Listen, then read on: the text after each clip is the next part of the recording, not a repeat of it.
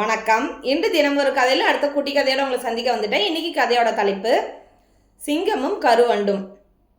ஒரு ஊரில் சிங்கம் தன்னோட தோற்றத்தை பார்த்து ரொம்ப பூரிச்சு போய், நாம் தான் இந்த நாட்டுக்கு இந்த காட்டுக்கு தலைவன், நம்ம எவ்வளோ அழகாக இருக்கும் அப்படின்னு சொல்லிட்டு கண்ணாடியில் தன்னோட உருவத்தை பார்த்து ரொம்ப பெருமிதம் அடைஞ்சிச்சான். அந்த ராஜாவோட உடையெல்லாம் அணிஞ்சிட்டு தலையில் அந்த கிரீடத்தை எடுத்து மாட்டிக்கிட்டு காட்டுக்குள்ளே நடந்து போச்சான். அப்போ இது தோற்றத்தை பார்த்துட்டு எதிரில் வர அந்த விலங்குகள்லாம் வணக்கம் ராஜா, வணக்கம் ராஜா, வணக்கம் அரசே அப்படின்னு சொல்லிட்டு இதை பார்த்து வணக்கம் வச்சுதுங்களாம்.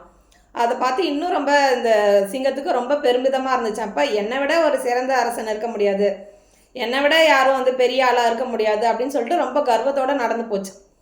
அப்போது ஒரு சின்ன வண்டு அது கால் கீழே ஊந்துகிட்டே போச்சான். அப்போது அந்த சிங்கம் அந்த கருவண்டை அதட்டி, இந்த பாரு எல்லா மிருகங்களும் விலங்குகளும் எனக்கு வணக்கம் வச்சுட்டு போகுது, நீ என்ன எனக்கு வணக்கம் சொல்லாமே போகிற அப்படின்னு சொல்லி சிங்கம் கேட்டுச்சான்.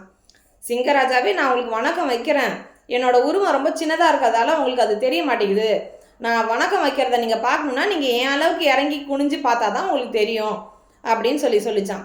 இந்த சிங்கமும் குனிஞ்சு குனிஞ்சு குனிஞ்சு பார்த்துச்சான். அப்பயும் தெரியலையா. அந்த கருவண்டு சொல்லிச்சான். கருவண்டை குட்டியோண்டு இருக்கும், அது தரையில் ஊர்ந்து போகும், ரொம்ப குட்டியாக இருக்கும்ல. அதனால் அது என் அளவுக்கு நீங்கள் வந்தால் தான் நீங்கள் என்ன பார்க்க முடியும், நான் உங்களுக்கு வணக்கம் சொல்கிறத நீங்கள் பார்க்க முடியும் அப்படின்னு சொல்லிச்சான். இந்த சிங்கமும் இப்படி ரொம்ப பெருசாக ரொம்ப ராஜா மாதிரி ரொம்ப தலை தூக்கி நிமிர்ந்து நடந்து போன சிங்கம் அதை பார்க்கறதுக்காக குனிஞ்சு குனிஞ்சு குனிஞ்சு குனிஞ்சு ரொம்ப கீழே குனிஞ்சு அது சமநிலைக்கு வரும்போது கால் இடறி கீழே கவுந்து அது கிரீடம் விழுந்து உருண்டு பிறண்டு போய் ஒரு பள்ளத்தில் விழுந்துருச்சான். இந்த கருவண்டு அது வேலையை பார்த்துட்டு அது மட்டும் போயிடுச்சான். இந்த கதையிலேருந்து நம்ம என்ன கற்றுக்குறோன்னா, நம்ம ஒரு பெரிய ஆள், நமக்கு தான் எல்லாம் தெரியும் அப்படின்னு சொல்லிட்டு ரொம்ப செருக்கோடு இருக்கக்கூடாது. அப்படி அந்த அந்த அந்த ஒரு செருக்கு நம்ம தலைக்கு ஏறிடுச்சுன்னா, அதாவது ஹெட் வெயிட்டுன்னு சொல்லுவாங்களா, அந்த ஈகோ நம்ம தலைக்கு ஏறிடுச்சுன்னா நம்ம இந்த சிங்கத்துக்கு நடந்த மாதிரி தான் அந்த பள்ளத்தில் போய் விழுற அளவுக்கு நமக்கு பாதிப்பு ஏற்படும். அதனால் எதையுமே நம்ம தலைக்கு மேலே கொண்டு போகாமல், நாம் தான் ஒரு பெரிய ஆள் அப்படின்னு நினைக்காம, நம்மளை விட கீழே இருக்கிறவங்களுக்கு நம்மளை விட நிறைய விஷயம் தெரிஞ்சிருக்கும், எல்லார்கிட்டேருந்து ஒரு நல்ல விஷயத்தை நம்ம கற்றுக்கணும், யாரை பார்த்தாலும் அவங்கக்கிட்ட எதனா ஒரு பாசிட்டிவான விஷயம் இருக்கும், அதை நம்ம கற்றுக்கணும். இல்லை யாருன்னா சின்ன ஆள் நம்மளுக்கு தெரியாத விஷயத்த சொன்னாக்கா அதை அக்செப்ட் பண்ணி ஏற்றுக்கணும். அதை விட்டுட்டு நான் தான் பெரிய ஆள் அப்படின்னு சொல்லிட்டு ரொம்ப தலக்கணத்தோடு சுற்றினா இந்த சிங்கத்துக்கு நேர்ந்த கதி தான் நமக்கும் ஏற்படும்.